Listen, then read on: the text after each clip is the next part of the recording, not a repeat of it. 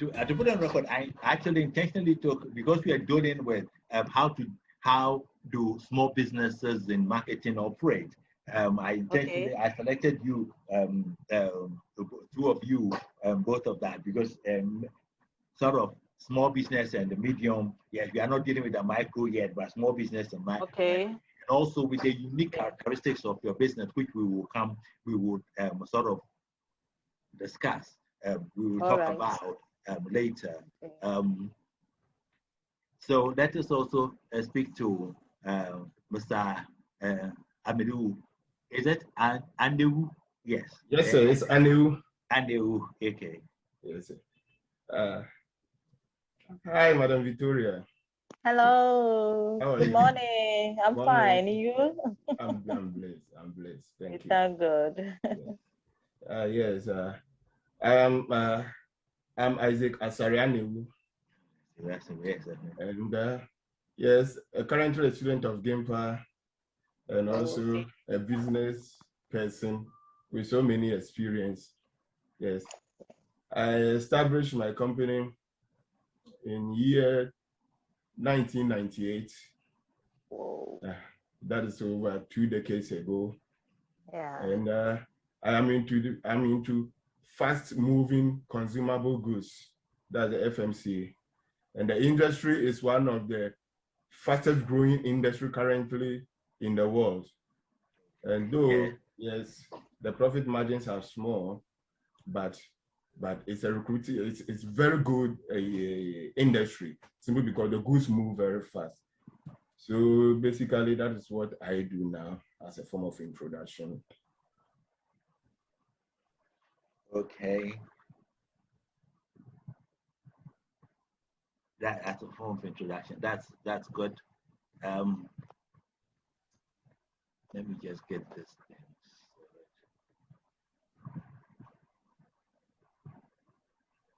Okay, so maybe to continue. Yeah. The name of my company is Glorious Move Enterprise. Under my portfolio, also I run Glorious Haven, Montessori School, into estate development and also distribution as part of the business portfolio that I manage.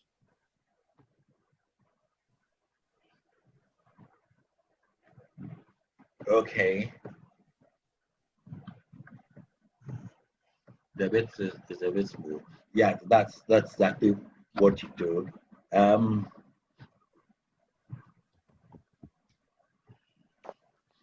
Okay, can I say mine too? Yeah, yes. Yeah. You need to The name of your business. Okay. I am Victoria, and the name of my company is Vicky Classic Shoes. I started in October 2018. I started right from when I lost my job because the corporate world is a bit aggressive. So I lost my job, and in the searching a job, I said, why not do something with what I've learned in the classroom? Because my job requirement at the job market was to sell, that is sales. So if I have that experience, why not start my own business? So I started. I started with a few number of shoes. That's why my name is, by the business name, company is called Vicky Classic. I started with shoes. So I started small by selling shoes to my church members and my friends. So as time goes on, gradually, I started building up. And it's basically online business. My company is basically online business. So I have this, I post my goods on my status, post Facebook, Instagram, and Snapchat. Yes. And I think it's okay. I also go to offices. I also go to offices to do some sales. So introduce my goods to them. That is the shoes, men, female, and males, kids shoes, and shirts. Yes. That is what I do. Okay. All right. Two people at two different ends, one with a lot of experience, one with that's important. What I want to know is that I mean what you've given us the reason, the motivation for setting up your business and as to yes, job loss, etc. and all that. And what about Isaac? Yes, I read your bio a little bit, etc. But I just want to know, yes, because we want to, and the whole thing is to get people to understand that it is not to demystify entrepreneurship, this whole thing. And then because we've been loading them with a lot of concepts in the school, and I mean, concept and practice, yes, they are two different ways, though, yes, and we have to let people know how to move from concepts into practice. Yes. So yes, Isaac. Yes. Yes. My journey for entrepreneurship started this way. As a young man growing up, I aspired to be self-employed. Just like others would like to be a doctor, others would like to be engineer, architect, and so forth. Lawyers. I aspired to be self-employed. So when I came to Accra, initially to stay with my brother and work with him, that is when my journey began. So when I came to him, I started by telling myself that I'm schooling in his company, which happened to be, the name happened to be Penny Savers Enterprise. So as I've intention to be self-employed and also want to learn, I got myself a book and start writing my observation whilst I was there with him.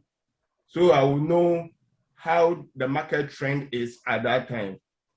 So I started observing the seasonal goods that was doing well in the shop, and also seasonal being the wet season and the dry season, the kind of goods that customers normally patronize, and on occasion like Easter and Xmas too, also the kind of goods that customers are interested and moves very fast. So I jotted all this down, and at that time too, when the AMA people, they come around a lot, so I also consider my sanitation as being a major challenge, and a major challenge if I want to be an entrepreneur with a reputable and able to establish myself with time with my customers. The environment will have to be kept neat and all that. So that began this in the journey. So as I was jogging down notes and making notes, whilst working with my brothers, I would call this stage as an apprenticeship kind of stage. And from there, it came to a point in time that I said, no, let me venture on my own. And when I told my brother that I want to do that, he said, no, wait, you cannot venture yet. Have patience. In which I did, and he equally told me that as a young man growing up, when you come to a place like Accra, first of all, you think of where to lay your head. Oh, yeah. So let me get you an accommodation. Meanwhile, I wasn't paid, or he was not paying me at that time. So let me get you an accommodation. I said, why not? So I was in the process of getting the accommodation. Then he came and said, oh, I should hold on. Why? He is doing some major investment in which it is quite financial demanding. So I should hold on. Okay. In which I did. In fact, I wasn't happy with that situation. But with time, he reverted and said that for some reason, the transactions did not come on, so I should go on. I got a green light and got the room.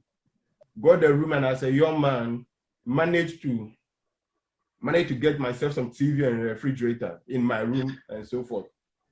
So with time, the edge came back again strongly that this time I should still live and establish on my own, in which I went back to him and told him that I wanted to leave. And he said, okay, if I want to leave, fine. But this time he has no money for me. I said, all right, since I'm determined to leave, I will still go ahead and leave anyway. I did. So how do I finance this living? Yes, exactly. How do I finance it? Yes. And that became a challenge simply because as I was leaving him, I didn't have any income or capital with me. I wasn't paid by then. So I sold some of my belongings at that time, which happened to be my TV. I sold it. The fridge, I sold it. And also the room that I rented not long ago, I will have to rent the room back. Rented the room and went and lodged with his boys, you know, some of his workers. Okay. Went and lodged with them.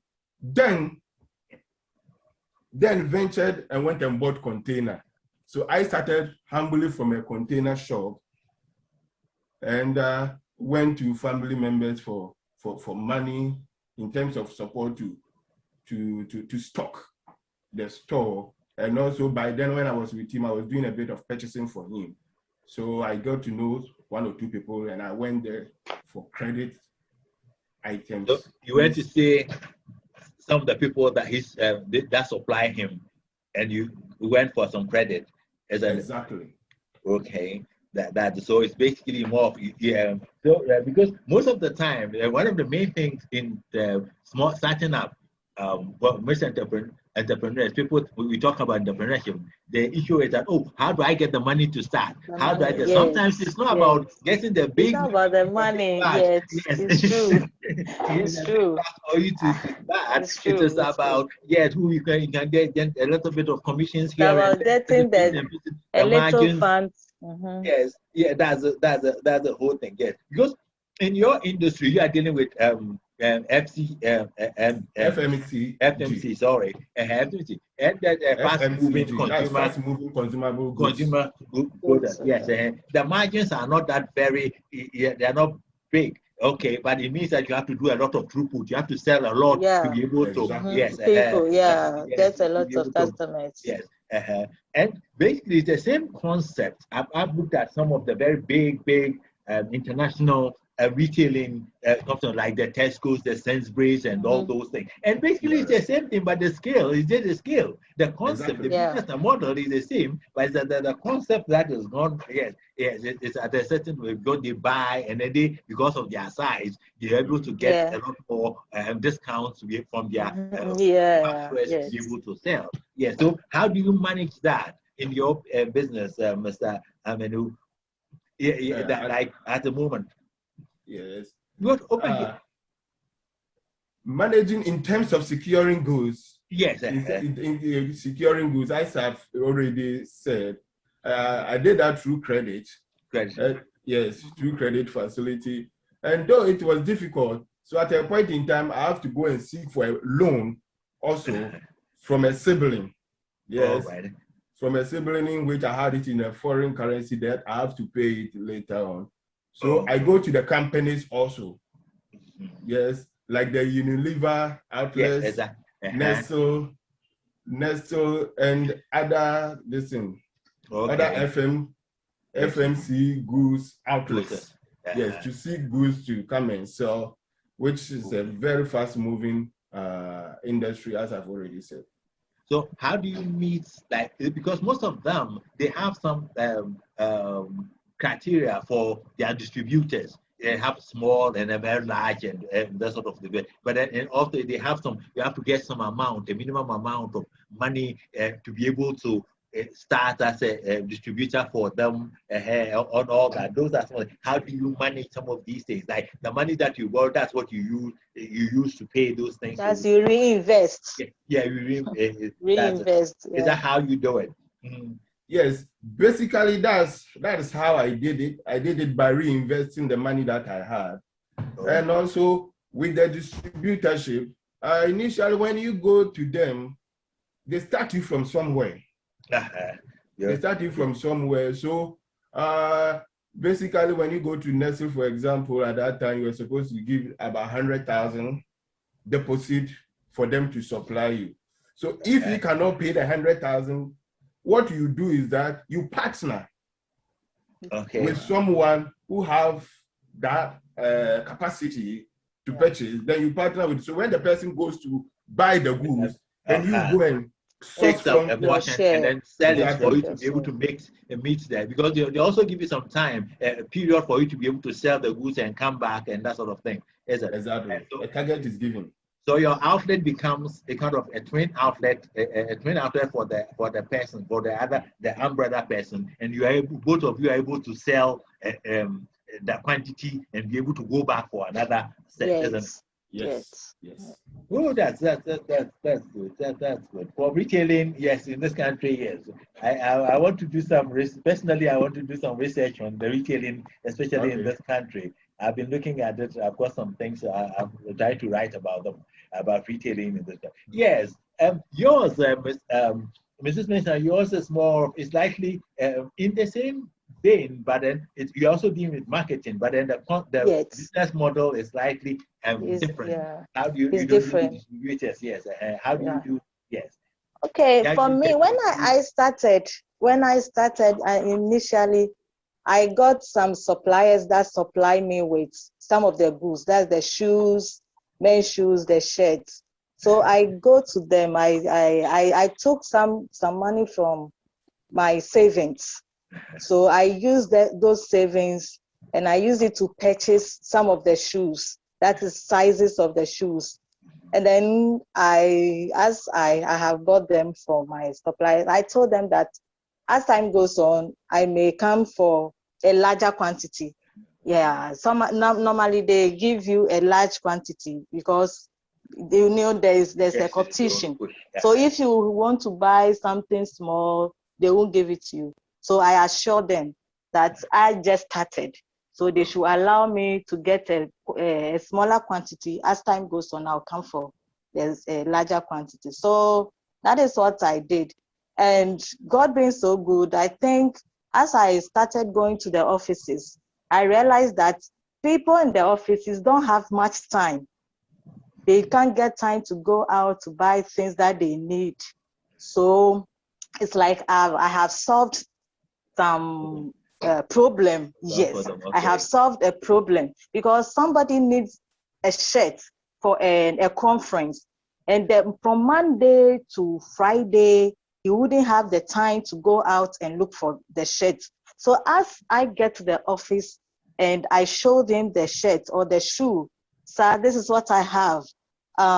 Then let me have a look at it. Oh, it fits. Okay, how much is it? And I have solved a problem. So through that, I made a lot of customers. I got a lot of clients that even call me. They do call me when they need something because they trust my brand. They trust I can give them a quality thing to have confidence when they put it on.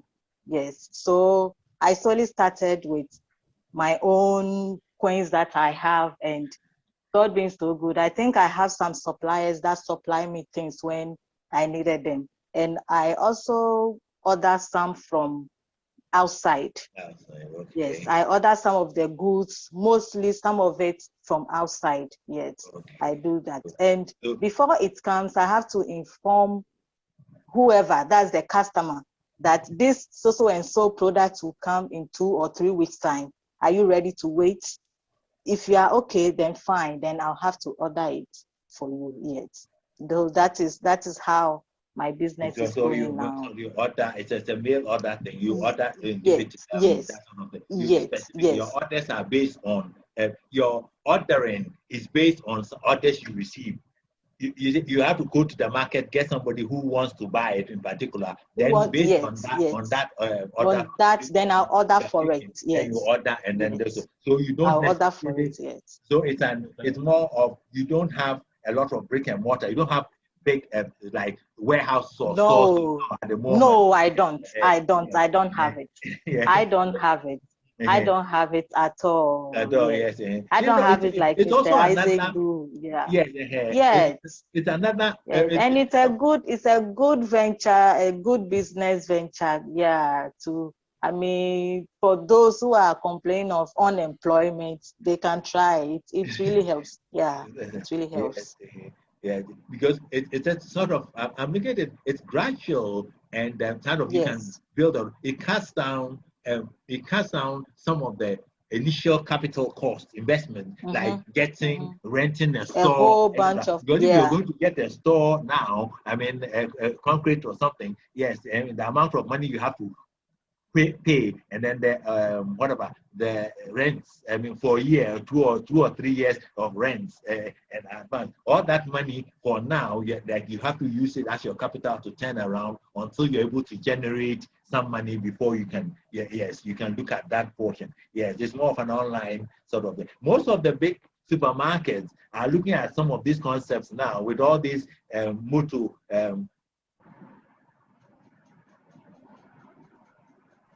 Oh, okay. Yeah, it's my system. I don't understand what's happening. That's technology for you. Yes, I was just about. Yeah, the whole thing just went boom. I was just looking at it and saying, what's going on? What's going on? Okay, we're going through okay, so generally, one of the important things with this type of, with both business, like the retail, looking at the retail, and then also with this sort of an online, semi-online thing, is that now how do you select your products? Okay, you say that, yeah, shoes and other, but how do you know that size 38 it goes? I mean, yeah. Okay. It is by intuition, or yes, or size, or shirt size 14 and a half or 15 is what that's the sort of thing. It's true. That's a good question. Okay, what I do is normally most of my don't know their sizes, so sometimes I ask them, do they mind giving me their picture for me to see, especially with shirts? Would they mind if they give me that? As soon as I see their picture, I get to know that, no, this person can wear medium, large, or extra large. Yeah, sometimes I have researched, so I've gotten to know the body size. So how can such a body size, what size can this person wear? So that is what I do. Sometimes some customers are reluctant to give you their pictures. So I can just guess that, oh, okay, so and so, let me give the person extra large. And voila, when I sell it to the person or to my customer, well, and it fits. Sometimes it doesn't fit. The person can bring it back for me to change it. Yes. If it doesn't fit, it goes both ways, whether female or male, or shoe or shirt. When it doesn't fit or it is too big, I change it on the process for the person. Yes, so that is what is happening. But most of the times I get it right. Yes, most of the times I get the sizes, the shoe, the shirt, I get it right. Okay. Yes. Yes. And Isaac, well, how do you know digestive is the in thing, or whatever? Yes. Well, this type of detergents or these soaps or these sort of things are what we go. Yes, at my outlet, most of the times the most important thing over here is the merchandising. Yes. Is the merchandising and the categorization of the merchandise. Merchandise, yes, okay. Yes. So when you come to my outlet, for example, you have confectionaries, which is made of biscuits and sweets. Yeah. Yes, and you have the canned products, which are foodstuffs, the sardines, the mackerels, the spaghettis, and all that in a different category. And when you come, you have sanitary wares also in a different category, households in a different category, and baby foods in a different category. So all sort of categories, cosmetics and everything, because I have a wide range of goods. So when a customer enters the premises, it's a one-stop shop kind of venture that I am in. So it helps in the convenience of the customer to get everything standing at one place. And also in my sector, the most important thing is pricing. Yeah. The kind of price you adopt, the price scheme and the percentage that you adopt in selling your product And with that, we have mastered it with time. So now we build this kind of brand with time that when you go to Glorious Move, Mega Mart, over there, their things are quality, but moderate, very moderate. And you can have almost everything that you need. So by so doing, customers tend to patronize the business a lot. And the supply, we have companies that have specialized in this kind of, if it's beverage items, they only deal in solely beverage items. If it comes to confectionery, they only deal with so confectionery products, and also others deals in mixed products. That makes the sourcing for goods a bit easier. And also the open market is there, of course. That is when you push and call and some supplies are not coming. You quickly dash to the open market and get some interim goods whilst you wait for the order that is placed for you to come. So that is virtually what it is currently. And I operate in a big shop outlet, like about 120 by 80 size, one-story building apartments. I mean, story building commercial house that I operate from. Yeah. Oh, okay. That's so more of moving into medium-sized business, sort of. Yes, it's more of a medium-sized business. So it's your merchandising and all those things. You talked about your business models. You talked about some of that. So generally, what are some of the challenges? Yeah. Oh, okay. Yeah. Yes. What are some of the challenges that you face? Okay. So some of the challenges that my business faces mostly is workers' retention. One of it is workers' retention.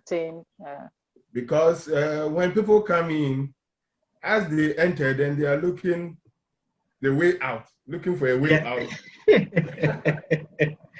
Yeah. And moreover, no matter the measures that you try to put in place, by even some of them trying to help them upgrade themselves to a certain level where they can be of much immense help to the organization, as soon as they acquire the knowledge, they are going into some sort of a formal kind of business. Yes. And also credit. Looking for credit in this country of ours is it's one kind of headache that you easily cannot surmount. It's not easily surmountable, because when you want credit from a bank, probably you have to go and bring your grandma or your Yes, yeah, that's the truth. That's the truth. That's the truth. It's kind of the cost, but even a landed collateral for you to be able to source funds from the bank. And also the interest that they normally charge. So these are some of the challenges that as a business in Ghana and as a business wanting to grow and expand faces. So hence you will have to be very, very much disciplined in your managerial skill. To be able to tap within what you have, and also some way, somehow deal with the high interest rate out there in order for you to make a certain kind of a headway. But you have to be very, very disciplined when you go in for those facilities in order for you to be able to pay and still be in business. All right, that's it. Look, the finance thing is almost everywhere. Okay, yeah, it's kind of a headache for the interest rate. First of all, access is one point, and then the interest rate is also another. Exactly. And for another goods that the margins are small, I mean, you look at it, you cannot take that amount of 20-something% and then take it for 2 years. I mean, that sort of thing. But you may need it to over that period. Those are some of the realities of the business. And they say, things are expensive. Bro, it is some of these things. Now, what are some of the um, the lessons. What are some of the issues like that you have that some of the lessons you have learned, okay, the successes and the failures that you've come into a business. For every business, there are some decisions that you have taken and you say, okay, this one went well, this one is kind of it's not something that you don't paint a picture, because most of the time they paint a picture of an entrepreneur and they only look at him or her sitting in the latest flashy car. But then the steps to get to that flashy car is the thing. Yes. There are days that you wish you didn't even get up. Yes. Yes. Yes. You take you got a consignment of things that the thing that they don't just move.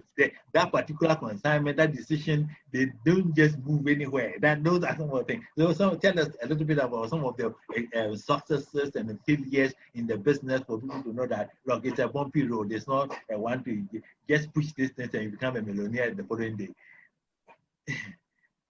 Yeah, so Isaac, you can start.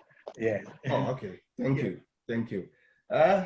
Some of the lessons here learned is that at the go, Rome wasn't built in a day. So when you start a business, you should have the sky no longer being the limit.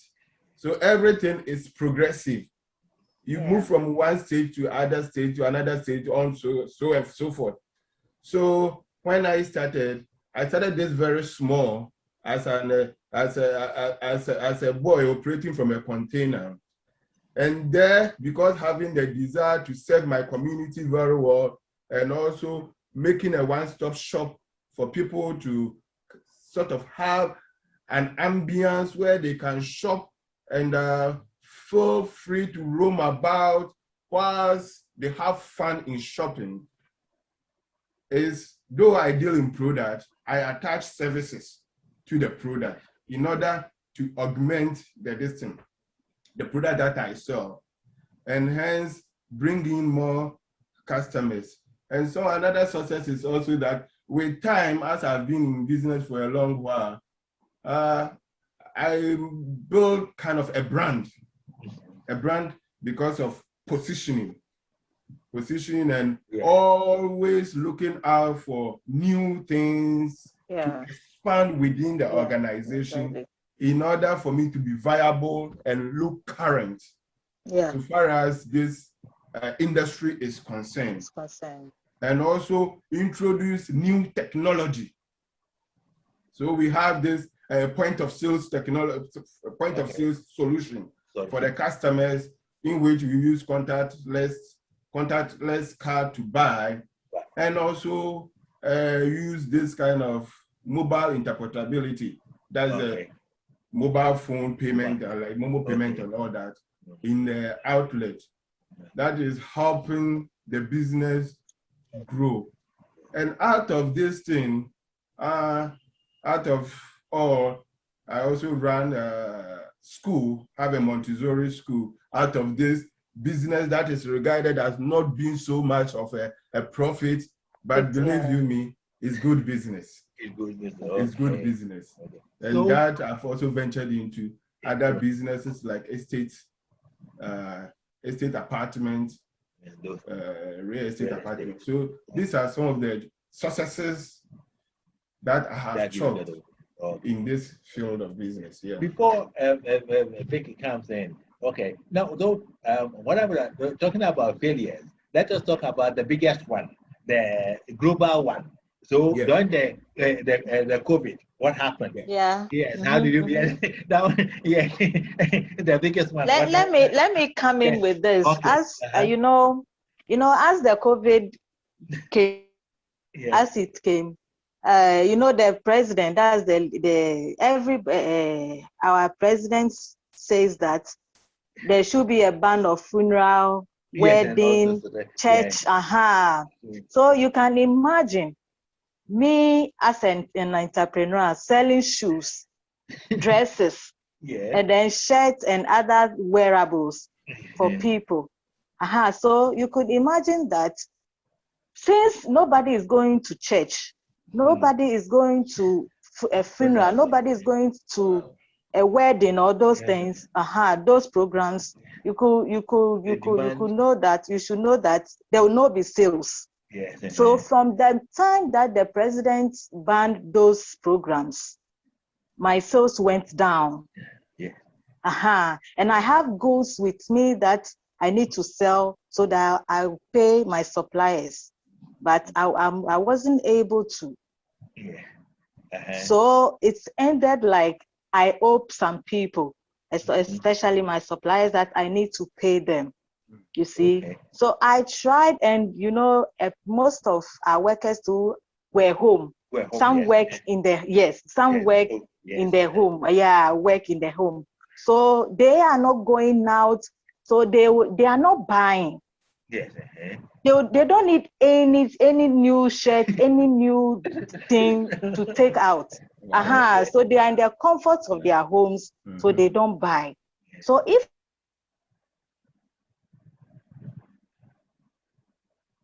I have goods, this might make you put off your. If you put off your mic, we can't hear you. Okay. Yeah, Victoria, you. Let's see. I need to sell and then pay my suppliers. But it's one of the challenges, though. But it is not all that bad. It is not all that bad. Yes, it is not all that bad. Yeah. Yes. The gloomy one, that one, that one is the global one. Everybody had it. And I mean, every industry had it in different forms and that sort of thing. Because people are not even going to the office at all. So how do you collect your money? Like some of the money that if you're not to be the Momo trying to chase them through the Momo to get it, and then we don't go to work, so we can't pay. So and some workers are not getting their salaries. Some salaries are being slashed. So you yourself, you feel the pain of asking for your money, whilst you know that this person has been home. You get it. It feels like you are inhuman to ask for the money someone is owing you, knowing very well the person is home. He's not getting money to feed or something. So financial challenges during the COVID time was massive, but we are still doing well. We are still pushing. Yes, we are still pushing.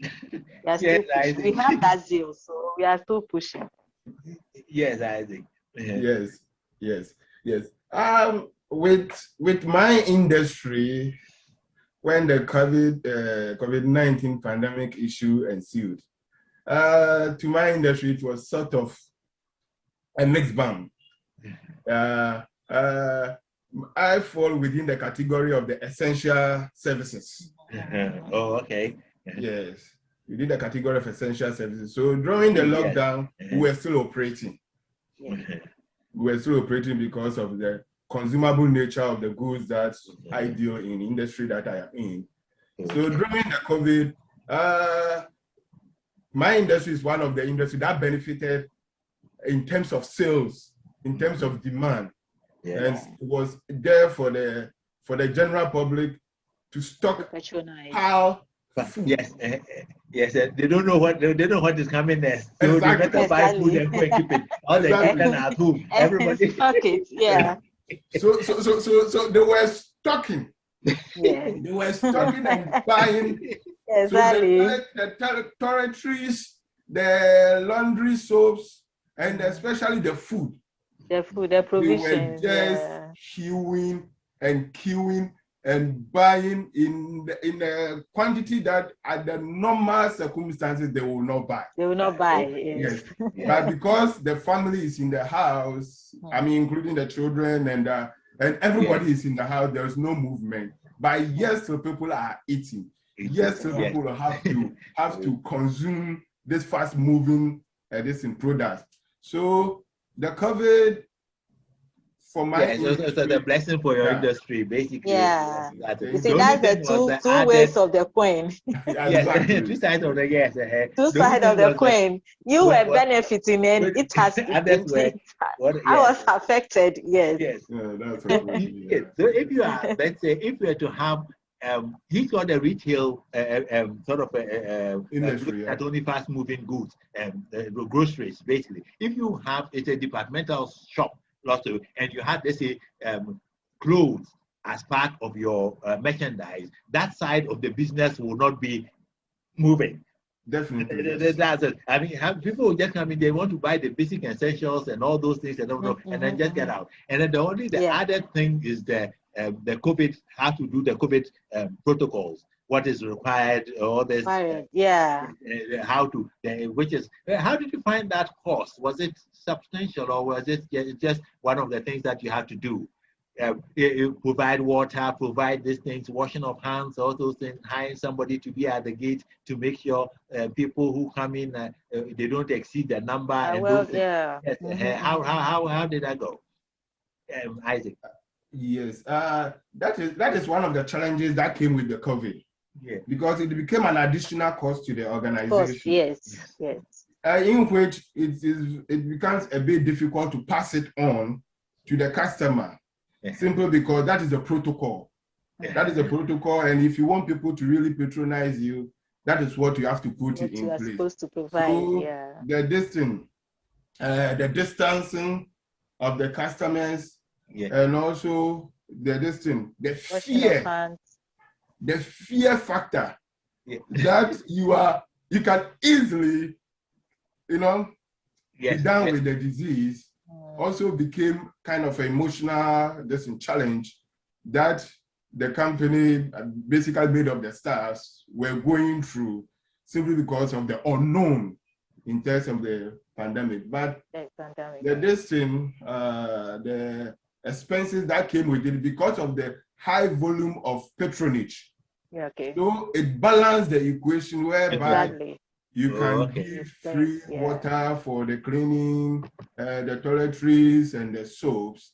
But so doing within the establishment, yes, I have a session for clothing, and I have a session for cosmetics. I have electrical shop in there also. And all these sessions were a bit of not doing that much well. But because of the demand, so you sort of focus on where the demand is. Yeah, exactly. So by so doing, you don't see in my industry, you don't see much of it's just a small differentiation in the organization in order for you to still be in business in this trying time. So that is how I managed the situation when it came to the other expenses that the COVID came with. Okay. I think that we've done some quite a lot looking at those things. So, what advice do you have for people who want to go into start something small, as we usually put it? Advice for somebody who wants to start something small on his own. Let's start from Victoria. Okay, I would advise that you don't need a huge sums of money to start something. For me, I remember I started with 1,000 Ghana cedis. Yes, I started with 1,000 Ghana cedis. I just got some few things, and as time goes on, I reinvest the profit into the business. So I would advise that don't sit there and say that you need a huge sums of money or you want to go for a loan before you start something. Please start small. Start small, because now social media is selling. Social media, Facebook, WhatsApp, Snapchat, Instagram. You have one pair of shoe.